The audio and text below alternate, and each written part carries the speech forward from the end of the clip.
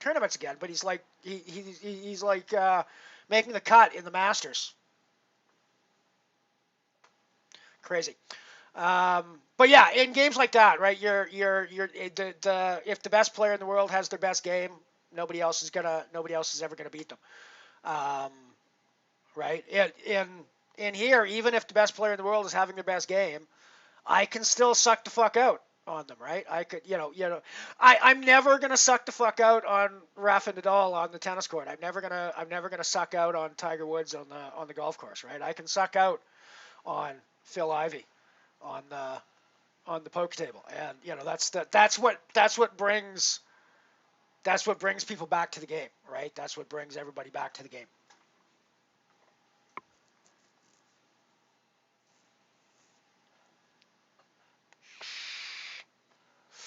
But yeah, the gap is still massive, right?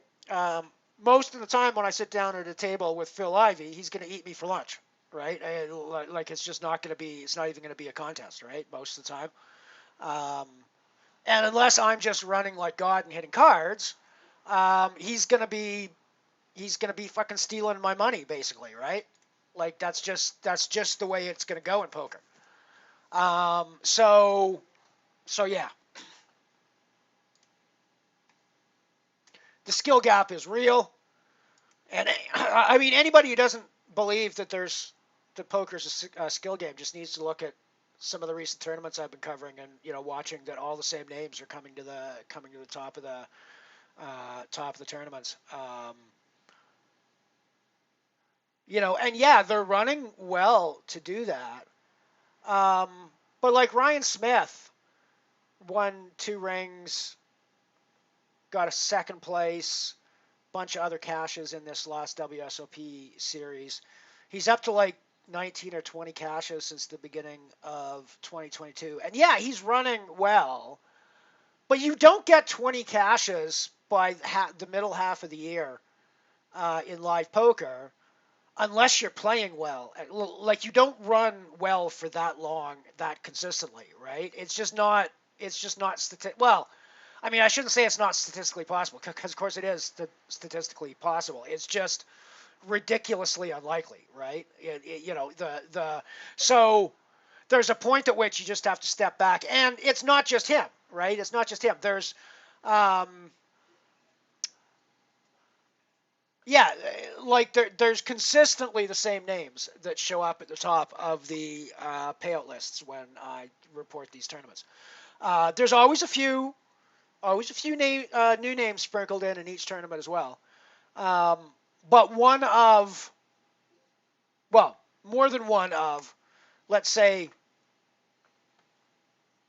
7 to 10 of 20 or 25 names will almost always appear in the list of caching players when I go to a live poker tournament. Um, that ain't running well, folks. That's playing a skill game, right?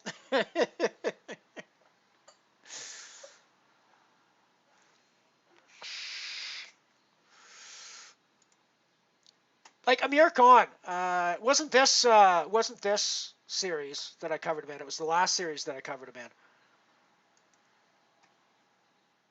Maybe the first ring series. They were going really, really late on an event that was supposed to be a one-day event. Um, and this guy, regular in the Calgary poker scene, Amir Khan, amazing tournament poker player, is deep. It's like 13 or 14 left in the 13 or 14 left in the in this one day tournament. Fairly low buy-in tournament. Um, there was the final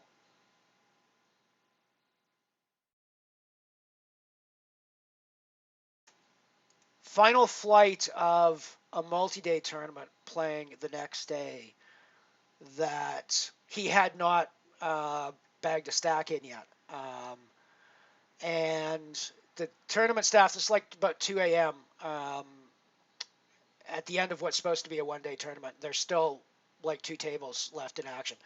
The tournament staff decide they're gonna have a day 2 for this supposedly one-day tournament and come back the next day in such a way that it was very likely that most of the player, that a chunk of the players who, if you made the final table of this one day event, you were not going to be able to late reg in the final day of the multi-day event. Um, Amir basically burned his chips off, punted his stack off in the at the end of the one day, so he wouldn't have to come back for day two, so he could play the final day of the multi-day event. You know what? He was third in that multi-day event. The the that came in. That's the kind of poker player that you know that's what a skilled poker player kind of does. He's like, yeah, I've got, I could go on and win this one day tournament that I'm in, but if we have to come back tomorrow and I have to miss this much higher EV tournament, potential EV tournament, screw that. I'm just going to go ahead and reg the higher EV tournament and go deep in that one instead. How's that?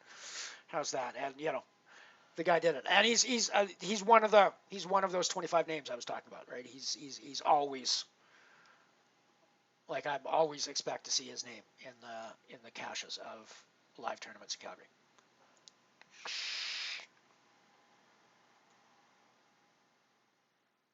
There is that.